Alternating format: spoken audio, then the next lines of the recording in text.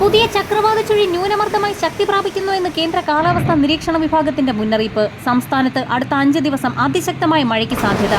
കനത്ത മഴയിൽ കോട്ടയത്ത് 72ലധികം വീടുകൾ തകർന്നു. തൃശൂർ കുന്നംകുളത്ത് ഭീകര ശബ്ദത്തോടുകൂടി കൂറ്റൻ വീട് തകർന്നു വീണു. കോട്ടയത്തിന്റെ താഴ്ന്ന പ്രദേശങ്ങൾ വെള്ളത്തിനടിയിലായി. കനത്ത മഴയിൽ മലപ്പുറം പൂക്കോട്ടുപാടത്ത് കിണറിടിഞ്ഞു താഴ്ന്നു. കാസർഗോഡ് ജില്ലയിൽ റോഡുകളിലേക്കും കടകളിലേക്കും വെള്ളം ഇരച്ചു കയറി. ശക്തമായ കാറ്റിലും മഴയിലും കുമരകത്ത് ഷീറ്റിട്ട കെട്ടിടങ്ങളുടെ മേൽക്കൂരകൾ പറന്നുപോയി. വടക്കൻ കേരളത്തിൽ വരും മണിക്കൂറുകളിൽ അതിതീവ്ര മഴയ്ക്കും ശക്തമായ കാറ്റിനും സാധ്യത. കാസർഗോഡ് മധുവാഹിനിപ്പുഴ കരകവിഞ്ഞൊഴുകി. വീടുകളിലേക്കടക്കം വെള്ളം കയറിയ സാഹചര്യത്തിൽ പ്രദേശവാസികളെ മാറ്റിപ്പാർപ്പിക്കൽ ആരംഭിച്ചു. തിരുവനന്തപുരം മുതൽ കാസർഗോഡ് വരെയുള്ള തീരദേശ മേഖലകളിൽ കടലാക്രമണം രൂക്ഷമാകുന്ന സാഹചര്യത്തിൽ നിരവധി വീടുകൾ തകർന്നു. എറണാകുളം കണ്ണമാലിയിൽ കടലാക്രമണത്തിൽ നിരവധി വീടുകളും റോഡുകളും തകർന്നു. കടലാക്രമണം രൂക്ഷമാകുന്ന സാഹചര്യത്തിൽ വള്ളവും വലയുമായി നാട്ടുകാർ റോഡ് ഉപരോധിച്ചു. കാസർഗോഡ് ചിറ്റാരിക്കലിൽ മണ്ണിടിച്ചിൽ ഭീഷണി തുടരുന്നതിനാൽ പ്രദേശവാസികൾ ജാഗ്രത പാലിക്കണമെന്ന് ദേശീയ ദുരന്ത നിവാരണ അതോറിറ്റി മുന്നറിയിപ്പ് നൽകി.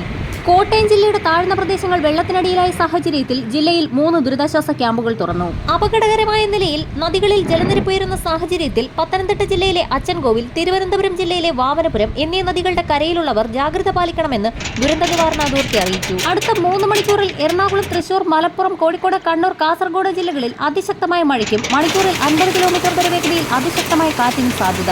ശക്തമായ മഴ കണക്കിലെടുത്ത് കണ്ണൂർ, കാസർഗോഡ് ജില്ലകളിൽ ഓറഞ്ച് അലർട്ട് പ്രഖ്യാപിച്ചു. ആലപ്പുഴ, ഇടുക്കി, എറണാകുളം, തൃശൂർ, പാലക്കാട്, മലപ്പുറം, കോഴിക്കോട്, വയനാട് ജില്ലകളിൽ യെല്ലോ അലർട്ടും നിലനിൽക്കുന്നു.